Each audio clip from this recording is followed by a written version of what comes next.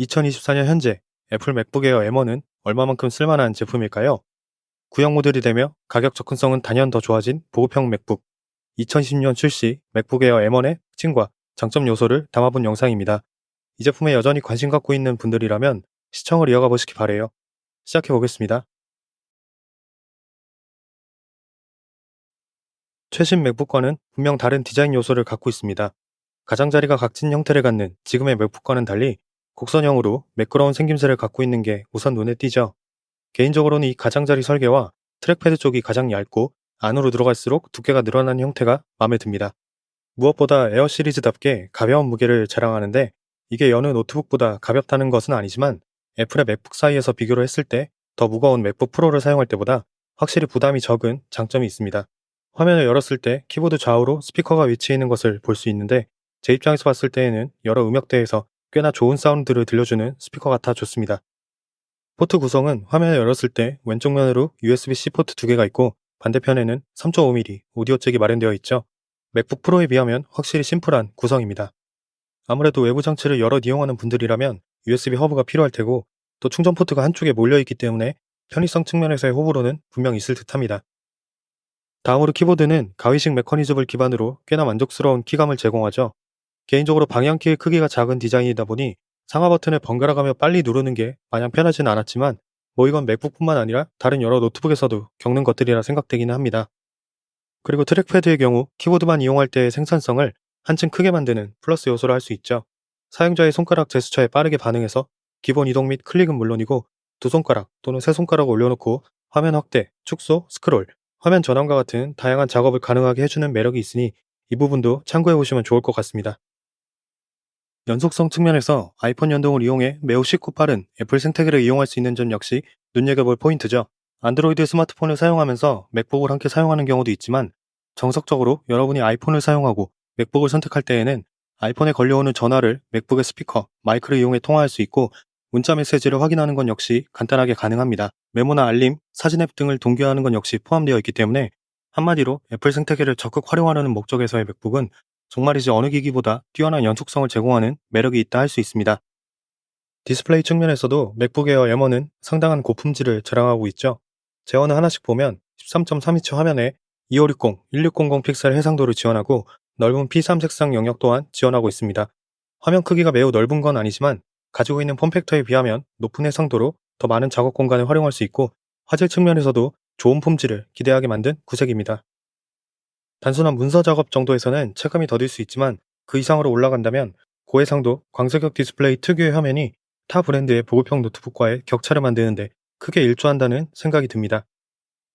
물론 색상을 표현하는 디스플레이 품질과는 별개로 13.3인치의 화면은 넓고 쾌적한 작업 화면과는 조금 거리가 있고 크기 대비 꽤나 높은 해상도를 지원하고 있으니 기본 화면이나 웹브라우저의 폰트 사이즈 조절이 필요할 수 있겠다는 생각도 있습니다. 화면 비율이나 폰트 사이즈는 조절이 가능하지만 기본 구조에서 오는 특징 정도로 참고는 해두시는 게 좋을 듯 하네요.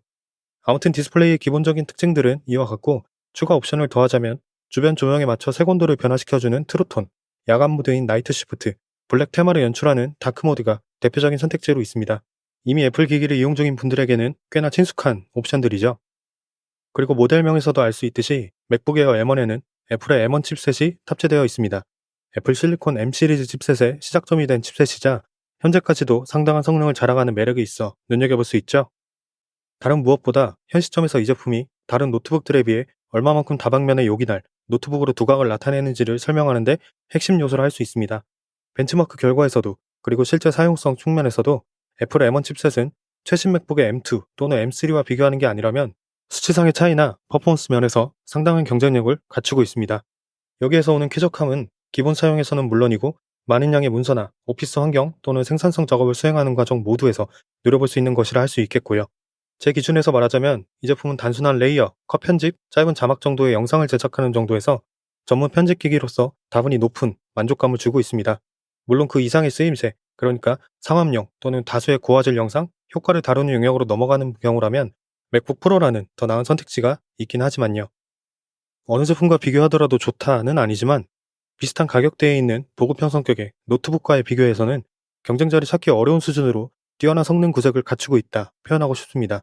비중을 따진다면 사실 이 대목이 2024년에도 맥북 에어 M1을 주목해 볼 수 있는 이유의 전부라 해도 과언은 아니라 생각합니다.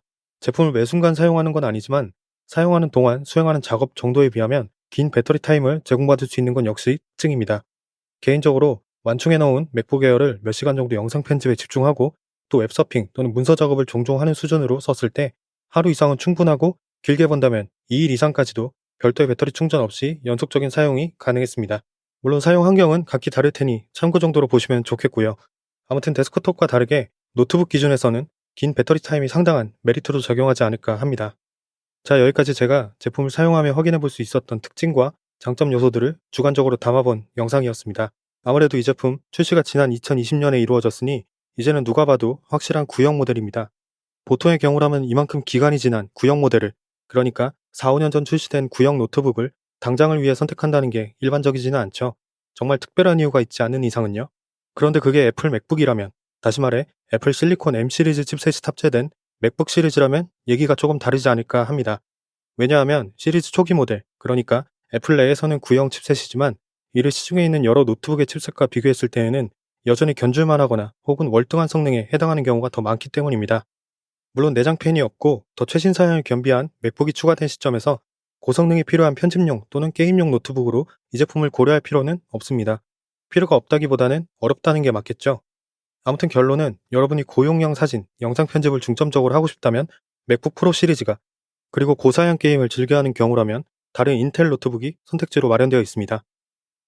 그렇기 때문에 맥북 에어 M1은 이전보다 더 좋아진 가격 접근성, 여기에 애플 생태계를 적극 활용하려는 분들에게 빠르고 쾌적한 노트북으로 변함없는 매력을 선사하는 구형 그리고 보급형 맥북의 하나로 눈여겨볼 수 있는 제품이 아닐까 합니다.